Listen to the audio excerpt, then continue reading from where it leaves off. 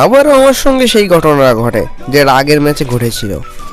এখানে আমি একটি এনিমিকে নক দিই এবং প্রথম কিলটি সম্পূর্ণ করি। এখানে আরেকটি এনিমিকে আমি সুন্দর করে হেড মেরে নক করে দিই এবং ফিনিশও করে দিই। সামনে থেকে আরও একটি এনিমি আসছিল, তাকে আমি নক করি, কিন্তু সে ডিমিট্রি লাগিয়ে রিভাইভ হওয়ার চেষ্টা করে। আমি তাকে ফিনিশ করতে গেলে আমাকে নক করে দেয়। এখানে আমি রিভাইভ হয়ে এসেছিলাম। এখানে সামনে একটি এনিমিকে খুব সুন্দর করে নক করে দিই।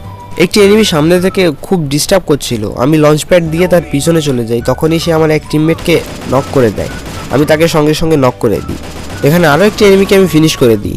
দেখো এইখানে ঘটে আমার সঙ্গে সেই ঘটনাটা। ছিল আর একটা প্লেয়ার, এর সঙ্গে আমি ফাইট নিই, কিন্তু সে আমার ধারে আসার চেষ্টা করছিল।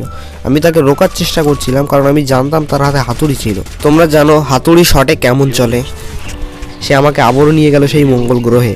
এবার আমি আগে থেকেই প্রস্তুত ছিলাম, তাই গাঁজা টাজা খেয়ে শরীরটাকে একটু চাঙ্গা করে নিলাম এবং সঙ্গে সঙ্গে অ্যাটাকে চলে গেলাম।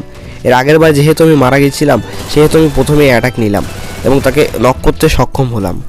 তারপর যখন আমাকে পৃথিবীতে পাঠানো হলো, তখন আমার বুইয়াটি কনফার্ম হলো।